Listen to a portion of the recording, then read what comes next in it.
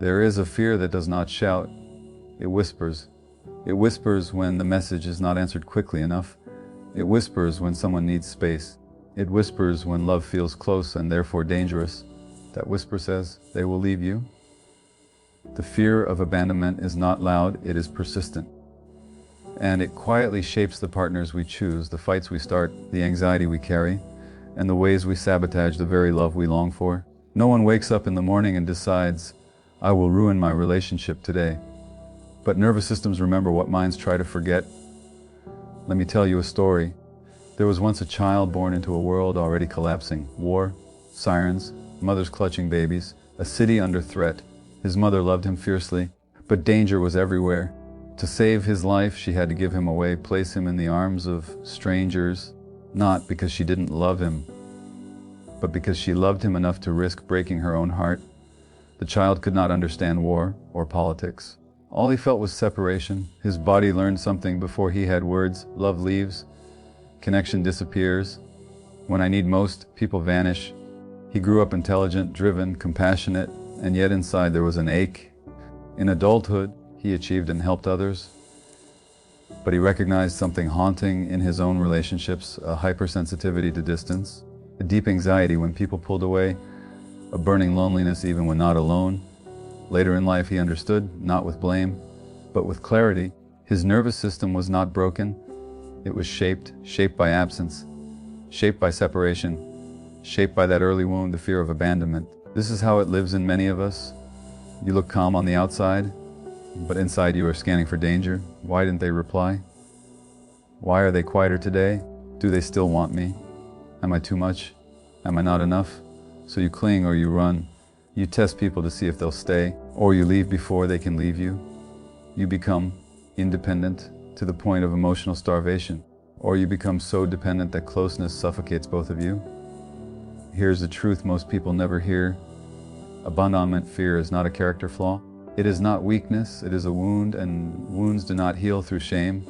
They heal through awareness, compassion, and truth. The fear of being abandoned destroys relationships not because you are unlovable, but because the child in you is still trying to protect you. That child pushes love away, or clutches too tightly, or lives in constant hypervigilance, because once upon a time, abandonment was not just painful, it was life-threatening. So what do? We stop asking, what's wrong with me? And we begin asking, what happened to me? We stop trying to perform worthiness and start listening to the parts of us that are terrified.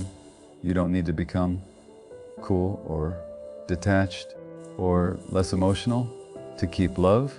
You need to become more honest with yourself. Sit with the wounds you've been running from. Grieve the love you did not receive when you needed it most. See the younger you who learned to survive in brilliant, creative ways.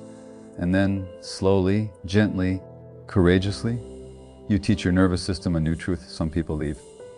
Some people stay. But I do not abandon myself anymore. Because the deepest abandonment is not when others go. It is when we leave ourselves, when we silence our needs, deny our pain, and pretend we are unaffected. Healing begins the moment you turn toward your own heart and say, I won't leave you. Not anymore. Fear of abandonment is not something we are born carrying in our bones like a genetic curse. No infant arrives in this world already afraid that love will disappear. That fear is shaped layer by experience. It is written into the nervous system through what does not happen as much as through what does. When a child reaches out and the world does not reliably reach back, the body learns. When the cry is unanswered, when the caregiver is physically present but emotionally distant, when attention comes unpredictably, warm one moment, cold the next, the child's entire being orients around a single question, will you still be here for me? And when the answer is inconsistent, the fear takes root. Early separation is not just a story of people leaving rooms, it is a story of the child's sense of safety tearing loose from its anchor. Even if the separation was unavoidable, even if everyone was doing their best, the child does not understand circumstances.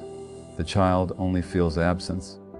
The body translates that absence into a primal conclusion. Closeness is fragile, love is uncertain, connection may vanish without warning. Neglect does not only mean cruelty, it can simply be the absence of emotional attunement. A parent overwhelmed by their own pain, distracted by survival, or numb from stress may not see the child's inner world clearly. To a young nervous system, this feels like a kind of psychological invisibility. I am not held in mind. My feelings arrive to no one. That is experienced as abandonment, even when no one intended harm. Emotional inconsistency may be the most confusing of all. A smile on Monday, silence on Tuesday, anger on Wednesday, affection on Thursday. The child becomes a detective, scanning subtle cues, learning to predict storms, learning that love is conditional and unstable. Affection becomes something that must be earned, managed, performed for. The child begins to bend out of shape, becoming the good one, the strong one, the quiet one, the funny one, not out of preference, but out of fear of losing connection. They do not ask, "Who am I?" They ask, "Who do I need to become so you won't leave?" Traumatic loss seals this pattern in the deepest ink. Death, illness, migration, divorce, war, sudden disappearance, any rupture too overwhelming for a young psyche to process becomes stored in the body as a simple truth. Love is dangerous because it can be taken. The mind may forget details, but the nervous system never forgets the feeling of being left with more pain than it could hold. That is why years later, an unanswered message or an argument can trigger panic that seems irrational. It is not the adult reacting. It is the child who once faced too much, too soon. So fear of abandonment is not a defect of character or a failure of strength. It is the mark of a nervous system that adapted in order to survive environments where connection was uncertain. It is learned through the absence of consistent safety, through misattunement, through unpredictability, through losses that were too heavy for a small heart. And because it was learned, it can also be unlearned. But healing does not come from shaming ourselves for still being afraid. It comes from recognizing how that fear was formed, honoring the child who carried it, and gently teaching the body a new truth that connection, while never guaranteed, no longer needs to be braced for like a disaster waiting to happen. Your reactions are not evidence that something is fundamentally wrong with you. They are not moral failings or broken traits that need to be erased. They are the living record of how you learn to survive. The psyche is not clumsy, it is exquisitely adaptive. When you were small and utterly dependent, your world was relationship. If connection was threatened, your whole being organized itself around protecting that bond in whatever way was possible. What you now call overreacting, needy, cold, or too sensitive was once the most intelligent response your nervous system could muster in an environment that did not feel safe enough. Clinging is not desperation by nature. It is the body's attempt to hold on to the very thing it was terrified of losing. A child who felt connection slipping away learned to grasp tightly, to check constantly, to refuse distance. The fear was simple: if I let go, I disappear from your mind. Clinging is the nervous system saying, "Stay with me, see me, don't vanish." It may exhaust adult relationships, but it was born in a context where hanging on felt like the difference between safety and unbearable aloneness. Withdrawing is the other side of the same coin. For some, closeness did not bring warmth, it brought criticism, unpredictability, or pain. Pulling back, shutting down, becoming quiet or numb. These were not defects in intimacy, but shields. Distance protected the heart from being hurt again.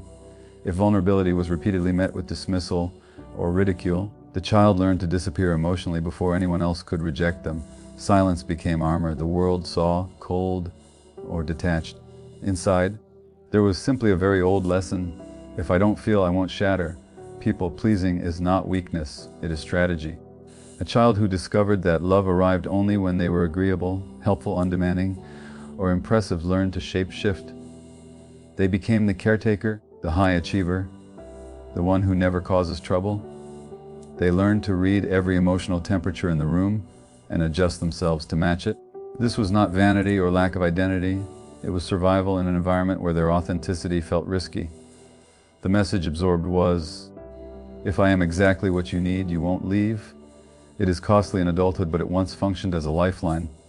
Even jealousy has roots in survival. It is not simply insecurity or control. It is the echo of an earlier reality in which attention was scarce, unpredictable, or easily taken away. The nervous system learned to scan for rivals, to feel threatened by anything that might remove love. The intensity is not about the present situation. It is about an old fear waking up: there will not be enough love for me. Jealousy is the alarm of a child who once felt replaceable, When you see these patterns in yourself, it is tempting to judge. You call yourself dramatic, cold, clingy, irrational, but every one of these reactions was formed to protect a younger you who did not have choices or power. They kept you emotionally safe enough to get through what would otherwise have been overwhelming. They are not evidence of your brokenness. They are monuments to your capacity to adapt.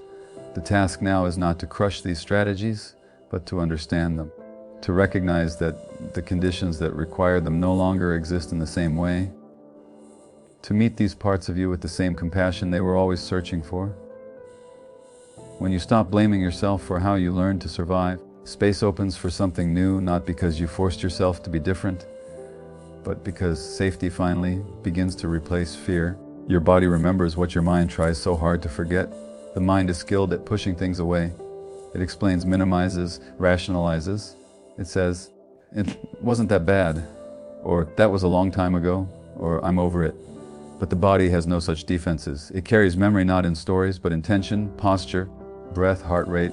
When experiences were too overwhelming to fully feel at the time, the mind protected you by turning down the volume.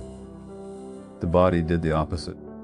It stored the unfinished emotion for later, waiting for a moment when it might finally be safe to feel. This is why your reactions sometimes feel bigger than the situation in front of you. An unanswered text shouldn't hurt this much, but your chest tightens anyway. A tone of voice shouldn't make your stomach drop, but it does.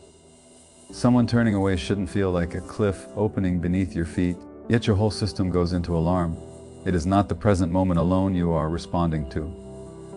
It is the echo of earlier moments when you were small, powerless, and the sense of disconnection felt unbearable. The nervous system does not measure time the way clocks do. To it, what was overwhelming then is alive now.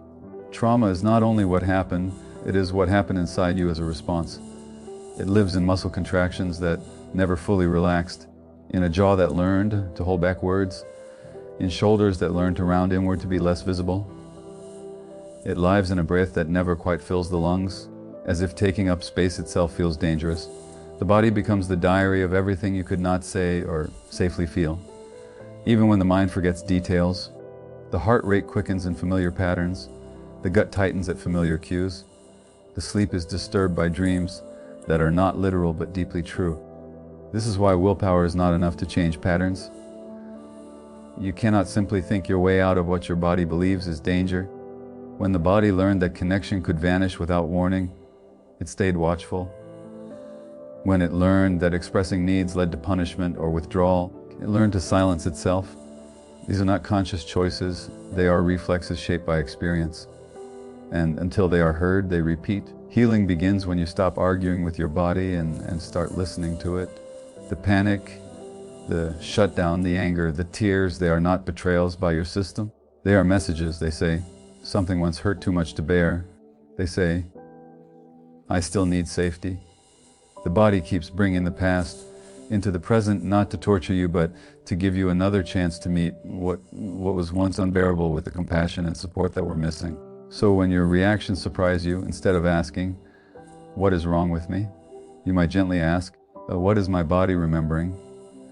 In that question there is dignity instead of shame, curiosity instead of judgment. The body remembers because it loved you enough to protect you when you had no other protection. And in honoring that remembrance, you open the door for it, finally, to rest. Healing does not happen by outrunning pain or building thicker walls around it. For a time, avoidance is what kept you going. Distraction, work, caretaking, perfectionism, humor, emotional numbness. All of those were attempts to keep the wound from touching consciousness too directly. But wounds that are buried do not disappear. They simply speak a different language. They become anxiety, tension, restlessness, irritability, emptiness. Turning toward the wound is not about dwelling on the past. It is about finally allowing your nervous system to process what it could not afford to feel when it first happened. This turning toward is an act of courage, not self-pity. It is sitting still long enough to notice the ache instead of immediately silencing it. It is letting the tears you swallowed for years finally find their way out. It is allowing anger you were never allowed to feel, to be acknowledged without having to hurt anyone with it. Grief, when it is finally permitted, is not a sign of weakness. It is the nervous system completing a process it had to freeze in order to survive. The sadness is not new, only your willingness to feel it is. Awareness is the door. You start to notice your patterns with gentleness rather than attack. Here I am, pulling away again when someone gets close. Here I am, panicking when I don't get a reply. Instead of shaming yourself, you become curious. You see the connection between the present reaction and the old wound. That clarity itself begins to loosen the automatic grip of fear. What was once an unconscious reflex slowly becomes something you can witness and choose around. Compassion is the medicine that allows the wound to soften. Not abstract compassion, but a felt sense of kindness toward the younger parts of you that learned these strategies. You begin to relate to yourself the way you wish someone had related to you back then, with patience, consistency, and care. This inner stance is not sentimental, it is rewiring. Each time you refuse to abandon yourself during discomfort, your nervous system learns a new association. Pain is met with presence, not isolation. Safe relationships are part of this healing, not because other people fix you, but because the nervous system learns through experience.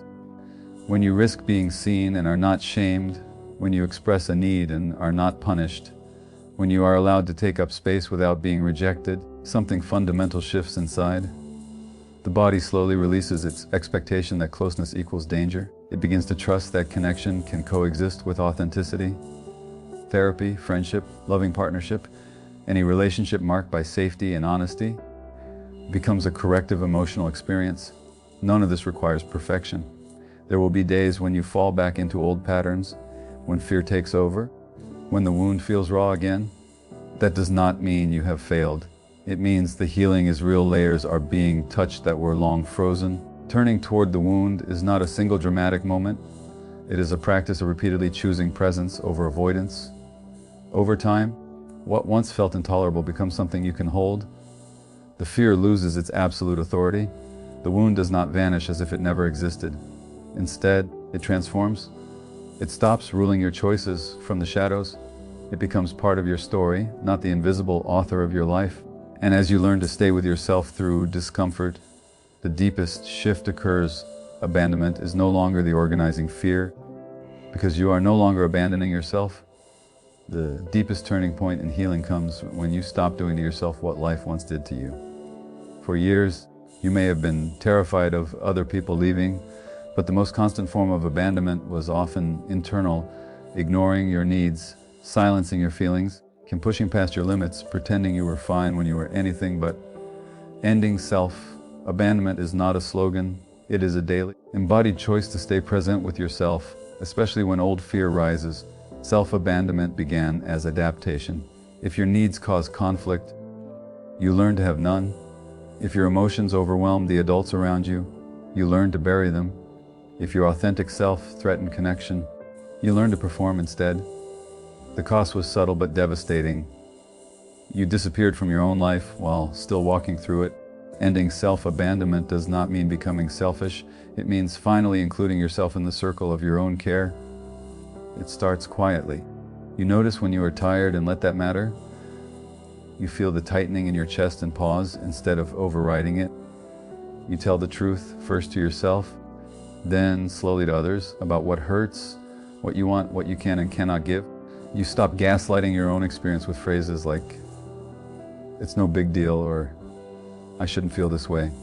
You learn to speak to yourself in a tone you reserve for those you love most. This is not indulgence, it is repair. When you end self-abandonment, relationships change, not because you become harder to love, but because you stop accepting love that requires you to disappear. You no longer confuse intensity with care or anxiety with passion.